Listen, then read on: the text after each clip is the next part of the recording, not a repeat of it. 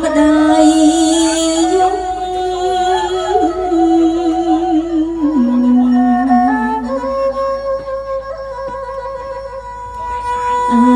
សួរម៉ែព្រម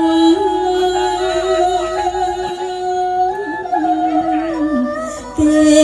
លើភ្លើងក្តៅមុខម៉ែ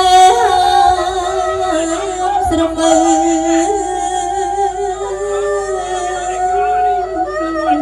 ម៉ែនៅតែថ្ន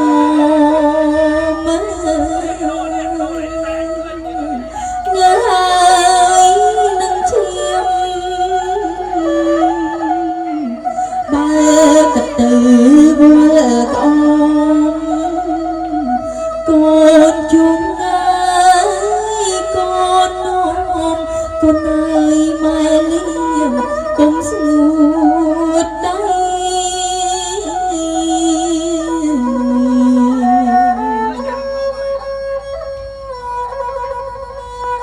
ដល់ពេលកូន